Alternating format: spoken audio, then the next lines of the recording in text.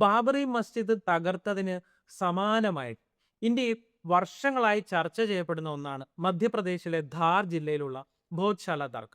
നൂറ്റാണ്ടുകളുടെ ചരിത്രവും 70 വർഷത്തിലധികം നീണ്ട നിയമ പോരാട്ടവും ഉറങ്ങുന്ന ഭോജ്ശാല കമൽ മൗല മസ്ജിദ്.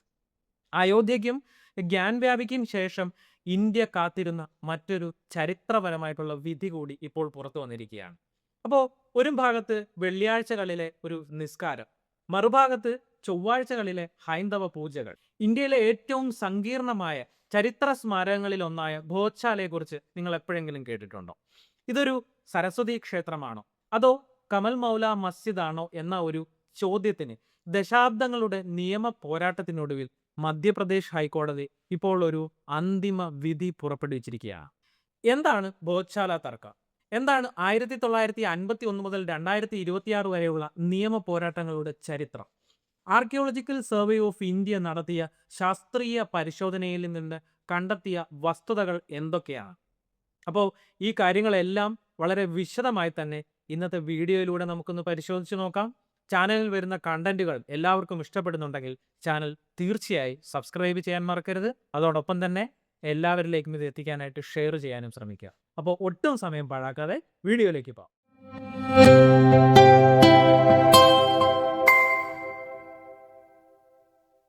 മധ്യപ്രദേശിലെ മാൾവ പ്രദേശം ഭരിച്ചിരുന്ന പരമാര രാജവംശത്തിലെ ഏറ്റവും പ്രഗത്ഭനായിട്ടുള്ള ഒരു ഭരണാധികാരിയായിരുന്നു രാജാ ഭോജൻ.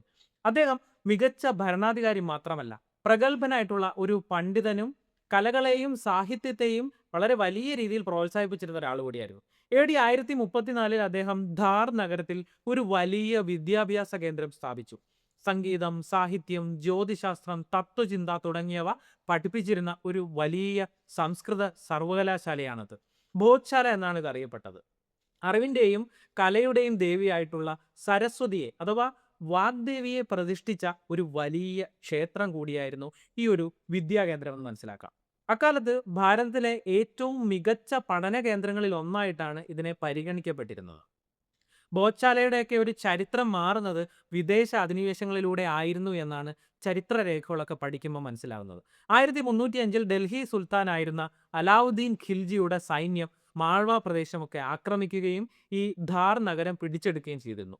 അപ്പോൾ ഈ ഒരു കാലയളവിൽ ഭോജ്ശാലയുടെ പല ഭാഗങ്ങൾക്കും നാശനഷ്ടങ്ങളൊക്കെ വന്നിട്ടുണ്ടായിരുന്നു. പിന്നീട് വന്ന ഇസ്ലാമിക് ഭരണാധികാരികളായിട്ടുള്ള ദിലാവർ ഖാൻ, അതേപോലെ മുഹമ്മദ് ഖിൽജി എന്നിവരുടെ കാലഘട്ടത്തിൽ ഈ ഒരു ഹൈന്ദവ ക്ഷേത്ര വിദ്യാഭ്യാസ സമുച്ചയത്തിന്റെ അവശിഷ്ടങ്ങളൊക്കെ ഉപയോഗിച്ചുകൊണ്ട് അവിടെ ഒരു പള്ളി നിർമ്മിക്കപ്പെട്ടതായി കരുതപ്പെടുന്നു. സൂഫി സന്യാസിയായിട്ടുള്ള കമാലുദ്ദീൻ മൗലയുടെ ഓർമ്മയ്ക്കായിട്ടാണ് ഇത് നിർമ്മിക്കപ്പെട്ട എന്ന് ആണ് പറയപ്പെടുന്നത്. അപ്പോൾ കമൽ മൗല മസ്ജിദ് എന്നാണ് അതിന് പേര് കൊടുത്തത്. 1875 നടന്ന ഖനനത്തിലൂടെയാണ് ഭോജ്ശാലയുടെ പരിസരത്ത് നിന്നും അതിമനോഹരമായിട്ടുള്ള വാഗ്ദേവി അഥവാ സരസ്വതി വിഗ്രഹം ലഭിക്കുന്നത്. ഹൈന്ദവ വിശ്വാസങ്ങളൊക്കെ അനുസരിച്ച് അതീവ പ്രാധാന്യമുള്ള ഒരു ശില്പം ബ്രിട്ടീഷ് ഭരണകാലത്ത് 1886 ഇംഗ്ലണ്ടിലേക്ക് കടത്തപ്പെട്ടു എന്ന് പറയുന്നു. നിലവിൽ ലണ്ടനിലെ ബ്രിട്ടീഷ് മ്യൂസിയത്തിലാണ് ഈ ഒരു വിഗ്രഹം സൂക്ഷിച്ചിരിക്കുന്നത് എന്ന് മനസ്സിലാക്കാൻ സാധിക്കുന്നു. ഇത് ഇന്ത്യയിലേക്കൊക്കെ തിരിച്ചു കൊണ്ടുവരണമെന്നൊക്കെ വലിയ രീതിയിലുള്ള ആവശ്യങ്ങൾ വർഷമായിട്ട് നടക്കുന്നുണ്ട്. ഇന്ത്യൻ ചരിത്രത്തിലെ നിർണായകമായിട്ടുള്ള ഒരു പരിവർത്തന കാലഘട്ടത്തിലെ ജീവിക്കുന്ന തെളിവായിട്ടാണ് ഈ ഭോജ്ശാല കണക്കാക്കുന്നത്. നിലവിലെ മസ്ജിദിന്റെ തൂണുകളിലും അതേപോലെ ചുവരുകളിലും പഴയ ക്ഷേത്രത്തിന്റെ ഭാഗങ്ങൾ ഉപയോഗിച്ചിട്ടുള്ളതായിട്ട് കണ്ടെത്തിയിട്ടുണ്ട്. കൊത്തുപണികളുള്ള തൂണുകൾ, സംസ്കൃതത്തിലും പ്രാകൃത ഭാഷയിലുമുള്ള ഈ ശിലാശാസനങ്ങൾ ഒക്കെ ഇവിടെ വ്യക്തമായിട്ട് കണ്ടെത്തപ്പെട്ടിട്ടുള്ളതാണ്. സംസ്കൃത വ്യാകരണ നിയമങ്ങൾ, അതേപോലെ നാടകങ്ങളുടെ ശകലങ്ങൾ, രാജാക്കന്മാരുടെ സ്തുതികൾ എന്നിവയെല്ലാം ഇതിനകത്ത് ഉൾപ്പെട്ടിട്ടുണ്ടായിരുന്നു. ഈ ചരിത്ര വസ്തുതകളെയാണ് 2024 ആർക്കിയോളജിക്കൽ സർവേ ഓഫ് ഇന്ത്യ ശാസ്ത്രീയമായി അടിവരയിട്ട് പറഞ്ഞിട്ടുള്ളത്. പരമാര കാലഘട്ടത്തിലെ നാണയങ്ങൾ, അതേപോലെ ഹൈന്ദവ ദേവതകളുടെയൊക്കെ തകർക്കപ്പെട്ട വിഗ്രഹങ്ങൾ എന്നിവ കണ്ടെത്തിയത് ഈ ഭാഗങ്ങൾക്ക് കൂടുതൽ ബലം നൽകുക കൂടി ചെയ്യുകയുണ്ടായി. അധിനിവേശങ്ങളുടെയും അധികാര മാറ്റങ്ങളുടെയും നീണ്ട ചരിത്രത്തിനൊടുവിൽ ഈ ഒരു തർക്കം ആധുനിക ഇന്ത്യയുടെ തന്നെ നിയമവ്യവസ്ഥയിലേക്ക് കടക്കുന്നത് സ്വാതന്ത്ര്യാനന്തരമാണ് എന്നുകൂടി കാണാം. 20-ാം നൂറ്റാണ്ടിന്റെ തുടക്കത്തിൽ ഈ ബ്രിട്ടീഷ് ഭരണത്തിന് കീഴിലുള്ള ധാർ നാട്ടുരാജ്യത്തിന്റെ ആ ഒരു കാലഘട്ടത്തിൽ തന്നെ ഈ ആരാധനാലയത്തിന്മേൽ ഇരു വിഭാഗത്തിലുമുള്ള ആൾക്കാർക്കിടയിൽ ചെറിയ രീതിയിലുള്ള തർക്കങ്ങളൊക്കെ നിലനിന്നിരുന്നു എന്ന് പറയപ്പെടുന്നുണ്ട്. എന്നാൽ ഇന്ത്യ സ്വാതന്ത്ര്യമായതിനു ശേഷം ഈ വിഷയത്തിൽ നിർണായകരമായിട്ടുള്ള ഒരു നിയമപരമായ ഇടപെടലുകൾ ഉണ്ടാവും. അത് ഈ 1951 നിയമം എന്നാണ് അതിനെ പറയുന്നത്. ഈ 1951 ഇന്ത്യൻ പാർലമെന്റ് പാസ്സാക്കിയ വളരെ പ്രധാനപ്പെട്ട ഒരു നിയമമായിരുന്നു ancient and historical monument act 1951. ഇന്ത്യയിലുടനീളമുള്ള ചരിത്ര പ്രാധാന്യമുള്ള സ്മാരകങ്ങളെയൊക്കെ സംരക്ഷിക്കുക എന്നതായിരുന്നു ഈ നിയമത്തിന്റെ ഏറ്റവും പ്രധാനപ്പെട്ട ലക്ഷ്യം. അപ്പോൾ ഈ നിയമപ്രകാരം 1951 കേന്ദ്ര സർക്കാർ ബോധ്ശാല കമൽ മൗല മസ്ജിദ് സമുച്ചയത്തെ ദേശീയ പ്രാധാന്യമുള്ള ഒരു സ്മാരകമായി പ്രഖ്യാപിച്ചു. തുടർന്ന് 1952 ഈ കെട്ടിടത്തിന്റെ പൂർണ്ണമായിട്ടുള്ള നിയന്ത്രണവും അതേപോലെ സംരക്ഷണ ചുമതലയും ആർക്കിയോളജിക്കൽ സർവേ ഓഫ് ഇന്ത്യ ഔദ്യോഗികമായി ഏറ്റെടുക്കുകയും ചെയ്തു. അപ്പോൾ ഇതോടുകൂടി ഇതൊരു സംരക്ഷിത പ്രദേശമായി മാറുകയും ചെയ്തു. നിയന്ത്രണം ഏറ്റെടുത്തു എന്നുണ്ടെങ്കിലും ഇരു സമുദായങ്ങളുടെയും മതപരമായിട്ടുള്ള വികാരങ്ങളൊക്കെ മാനിച്ചുകൊണ്ട് ഒരു പ്രത്യേക തരത്തിലുള്ള ഒരു സംവിധാനം കൂടി അവിടെ ഏർപ്പെടുത്തുന്ന കാഴ്ച കാണാം. അതായത് എല്ലാ വെള്ളിയാഴ്ചകളിലും ഉച്ചയ്ക്ക് 1 മണി മുതൽ 3 മണി വരെയുള്ള സമയം മസ്ജിദിൽ ജുമാ നമസ്കാരം നടത്തുവാനുള്ള അനുമതി മുസ്ലിങ്ങൾക്ക് നൽകുന്ന ഒരു തീരുമാനം. അതേപോലെ ഹിന്ദുക്കൾക്ക് എല്ലാ ചൊവ്വാഴ്ചകളിലും രാവിലെ 9 മുതൽ 11 മണി വരെ ബോധ്ശാലയുടെ ഉള്ളിൽ പ്രവേശിക്കുകയും പൂക്കളും അരികളും ഒക്കെ ഉപയോഗിച്ച് പൂജകൾ ചെയ്യുന്നതിനുള്ള അനുമതിയും ഇതിനോടൊപ്പം നൽകുന്നു. അതേപോലെ ഹിന്ദുക്കളുടെ പ്രധാന ഉത്സവമായ വസന്ത പഞ്ചമി നാളിൽ സരസ്വതി ദേവിയൊക്കെ ആരാധിക്കുന്നതിന് വേണ്ടിയിട്ട് ഹിന്ദുക്കൾക്ക് ആ ദിവസം മുഴുവൻ ബോധ്ശാലയിൽ പ്രവേശിക്കുവാനുള്ള ഒരു പ്രത്യേക അനുമതി കൂടെ കോടതി ഇതിനോട് നൽകുന്നുണ്ട്. അപ്പോൾ ഒറ്റ നോട്ടത്തിൽ വളരെ സമാധാനപരമെന്ന് തോന്നുന്ന ഈ ഒരു ക്രമീകരണമാണ് പിൽക്കാലത്ത് ഇന്ത്യ കണ്ട ഏറ്റവും വലിയ സംഘർഷങ്ങളിൽ ഒന്നിന് വഴിതെച്ചത് എന്നാണ് സത്യം. അപ്പോൾ ഈ ഒരു ക്രമീകരണം വലിയൊരു പ്രതിസന്ധിയായി മാറുന്ന എപ്പോഴെന്ന് വെച്ചാൽ വസന്തി പഞ്ചമി ഒരു വെള്ളിയാഴ്ച ദിവസം വരുന്ന ഒരു സിറ്റുവേഷനിലാണ്. വസന്ത പഞ്ചമി ദിവസങ്ങളിൽ തങ്ങൾക്ക് ദിവസം മുഴുവൻ പൂജ ചെയ്യണമെന്ന് ഹിന്ദു വിഭാഗവും അതേപോലെ വെള്ളിയാഴ്ചയാണെങ്കിൽ ഉച്ചയ്ക്ക് തങ്ങൾക്ക് നമാസ് നിർവഹിക്കണമെന്ന് മുസ്ലിം വിഭാഗത്തിലുള്ള ആളുകളും നിലപാടെടുക്കുമ്പോഴാണ് അവിടെ വലിയ രീതിയിലുള്ള ക്രമസമാധാന പ്രശ്നങ്ങൾ ഉണ്ടാകുന്നത്. 2003, 2006, 2013, 16 വർഷങ്ങളിൽ വസന്ത പഞ്ചമി വെള്ളിയാഴ്ച വന്നപ്പോൾ ധാർ നഗരം വലിയ സംഘർഷങ്ങൾക്കും കർഫ്യൂവിനും ഒക്കെ സാക്ഷ്യം വഹിച്ചിട്ടുള്ളതാണ്. നമാസ് നടക്കുന്ന സമയത്ത് വിഗ്രഹങ്ങൾ പുറത്തേക്ക് മാറ്റേണ്ടി വരുന്നത് ഈ ഹൈന്ദവ സംഘടനകളുടെ വലിയ രീതിയിലുള്ള പ്രതിഷേധത്തിനൊക്കെ കാരണമാകാറുണ്ട്. ഈ തുടർച്ചയായ സംഘർഷങ്ങളാണ് വിഷയം പൂർണ്ണമായ രീതിയിലേക്ക് കോടതിയിലേക്ക് എത്തിപ്പെടാൻ കാരണമായത്. ഒരു ഹൈന്ദവ ക്ഷേത്രത്തിൻ്റെയൊക്കെ അവശിഷ്ടങ്ങൾക്ക് മുകളിൽ പണിത കെട്ടിടത്തിൽ നമാസ് അനുവദിക്കാൻ പാടില്ല എന്നും 2003 ASI രേഖാമൂലം ഇറക്കിയ ഈ സമയക്രമീകരണം പൂർണ്ണമായും റദ്ദാക്കണമെന്നും ആവശ്യപ്പെട്ടുകൊണ്ട് ഹിന്ദു സംഘടനകൾ തുടർന്ന് കോടതിയെ സമീപിക്കുന്ന കാഴ്ച കൂടി കാണാം. ഇതിന്റെ ഫലമായിട്ടാണ് ബോധ്ശാലയുടെ യഥാർത്ഥ ചരിത്രം കണ്ടെത്തുവാൻ ഹൈക്കോടതി 2024 ആർക്കിയോളജിക്കൽ സർവേയോട് ശാസ്ത്രീയ പരിശോധന നടത്താൻ ഉത്തരവിട്ടതും 2026 ആ നിർണായക വിധി പുറപ്പെടുവിച്ചതും എന്ന് കാണാൻ സാധിക്കും. അപ്പോൾ ഈ ദശാബ്ദങ്ങൾ നീണ്ടുനിന്ന ബോധ്ശാല തർക്കം കേവലം തെരുവുകളിലെ സംഘർഷങ്ങളിൽ മാത്രം ഒതുങ്ങി നിൽക്കുന്നതല്ല എന്ന് മനസ്സിലാക്കാം. സ്വതന്ത്ര ഇന്ത്യയുടെ നീതിന്യായ വ്യവസ്ഥയിൽ തന്നെ ഏറെ ചർച്ച ചെയ്യപ്പെട്ട ഒരു വിഷയമായിട്ട് ഇത് മാറി. 1951 മുതൽ 2026 വരെയുള്ള ഈ നിയമ പോരാട്ടത്തിലെ ഏറ്റവും നിർണായകമായിട്ടുള്ള ചില നാഴികക്കല്ലുകൾ കൂടി മനസ്സിലാക്കി വെച്ചേക്കേണ്ടത് വളരെ അത്യാവശ്യമാണ്. ഞാൻ തുടക്കത്തിൽ സൂചിപ്പിച്ചതുപോലെ തന്നെ ഈ കേന്ദ്ര സർക്കാരിൻ്റെ ആൻഷ്യന്റ് മോണമെന്റ് ആക്ട് പ്രകാരം 1952 ഇതിൻ്റെ പൂർണ്ണ നിയന്ത്രണം ആർക്കിയോളജിക്കൽ സർവേ ഓഫ് ഇന്ത്യ ഔദ്യോഗികമായി തന്നെ ഏറ്റെടുത്തതോടെയാണ് ഇത് നിയമപരമായിട്ടുള്ള ഒരു വിഷയമായി മാറുന്നതെന്ന് കാണാം. രണ്ടു കൂട്ടർക്കുമായി അവകാശങ്ങളൊക്കെ വീതിച്ച് നൽകിയതിലൂടെ അവർ തമ്മിലുള്ള സംഘർഷങ്ങൾ കുറയ്ക്കുന്നതിന് പകരം ഇന്ന് കാണുന്ന രീതിയിൽ അത് കൂടുതൽ സങ്കീർണതകളിലേക്ക് കൊണ്ടെത്തിച്ചതെന്ന് കാണാം.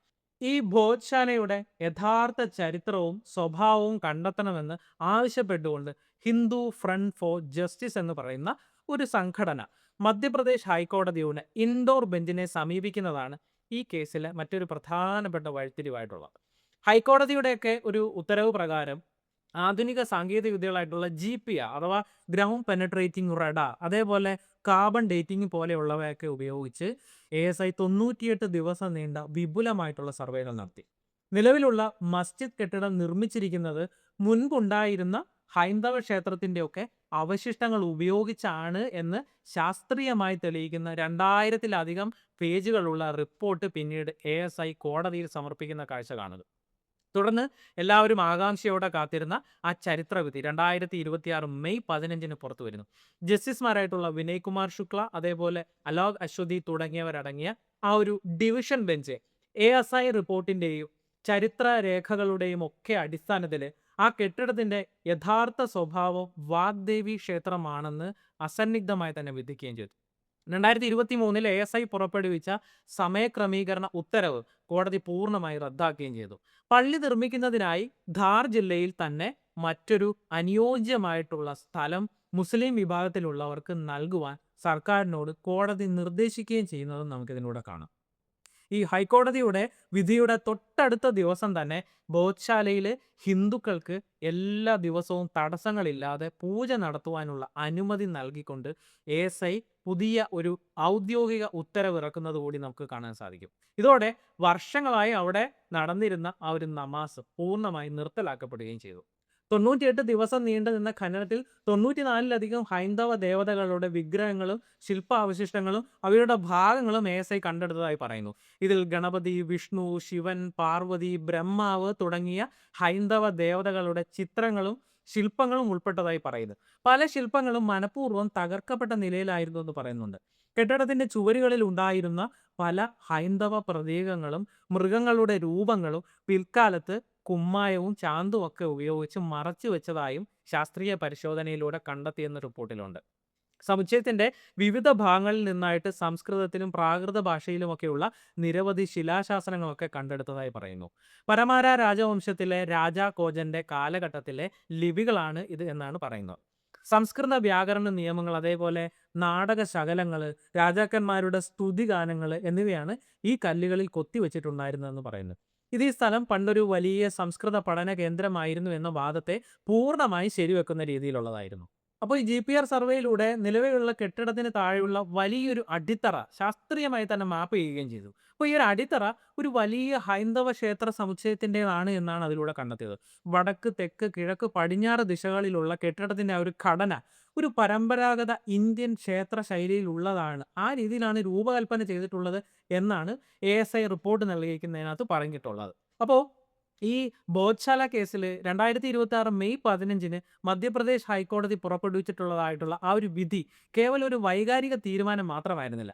മറിച്ച് നൂറ്റാണ്ടുകളുടെ ചരിത്രത്തെയും 1951 കേന്ദ്ര നിയമത്തെയും 2024 ശാസ്ത്രീയ തെളിവുകളെയും വളരെ കൃത്യമായി അപഗ്രഥിച്ചുകൊണ്ട് കോടതി നടത്തിയ ഒരു നിയമപരമായ ശസ്ത്രക്രിയ കൂടിയായിരുന്നു അതെന്ന് മനസ്സിലാക്കാം.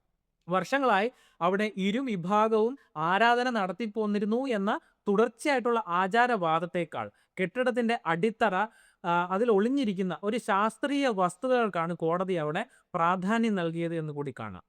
ഒരു ചരിത്ര സ്മാരകത്തിന്റെ മുകളിൽ പിന്നീട് വന്ന സമയത്തുണ്ടാകിയ ചില മാറ്റങ്ങൾക്കൊന്നും തന്നെ അതിൻ്റെ അടിസ്ഥാനപരമായിട്ടുള്ള സ്വഭാവത്തെ ഇല്ലാതാക്കുവാൻ സാധിക്കില്ല എന്നാണ് കോടതി നിരീക്ഷിച്ചത്. 2003 ASI ഉണ്ടാക്കിയ ചൊവ്വാഴ്ച ഹിന്ദുക്കൾക്കും അതേപോലെ വെള്ളിയാഴ്ച മുസ്ലിങ്ങൾക്കും എന്നുള്ള ആ ഒരു സമയവിഭജനം ഒരു താൽക്കാലിക ക്രമീകരണം മാത്രമായിരുന്നു എന്നും അത് ഇരുവിഭാഗത്തിനും സ്ഥിരമായിട്ടുള്ള അവകാശം നൽകുന്ന ഒന്നല്ല എന്നുമാണ് കോടതി വിലയിരുത്തിയത്. ഭരണഘടനയുടെ ആർട്ടിക്കിൾ 25 പ്രകാരം പൗരന്മാർക്കുള്ള ആരാധനാ സ്വാതന്ത്ര്യത്തെ താൽക്കാലിക ക്രമീകരണം തടസ്സപ്പെടുത്തുന്നുണ്ടെന്നാണ് കോടതി ഇതിലൂടെ കണ്ടെത്തിയത്. ക്ഷേത്രത്തിന്റെ അവശിഷ്ടങ്ങൾ കൊണ്ട് നിർമ്മിച്ച ഈ ഒരു ഘടനയിൽ മറ്റൊരു മതവിഭാഗത്തിന് ആരാധനയ്ക്ക് വേണ്ടിയിട്ട് ഔദ്യോഗികമായി സമയം അനുവദിക്കുവാൻ ASIക്ക് നിയമപരമായിട്ടുള്ള യാതൊരു അധികാരവും ഇല്ലെന്ന് ചൂണ്ടിക്കാണിച്ചാണ് 2003 ASI ഉത്തരവ് കോടതി പൂർണ്ണമായി റദ്ദാക്കിയത് എന്നുകൂടി പറയുന്നു. ബോധ്ശാലയുടെ സമ്പൂർണ്ണ അവകാശം ഹിന്ദു വിഭാഗത്തിന് നൽകുമ്പോൾ കൂടി അവിടെ വർഷങ്ങളായിട്ട് ആരാധന നടത്തി പോന്നിരുന്ന ഈ ഒരു മുസ്ലിം വിഭാഗമുണ്ടല്ലോ, അപ്പോൾ അവരുടെ അവകാശങ്ങളെയും കോടതി പരിപൂർണമായിട്ട് തള്ളിക്കളയുന്നില്ല എന്നുകൂടി ഇതിനകത്ത് ചേർത്ത് വായിക്കേണ്ടതുണ്ട്.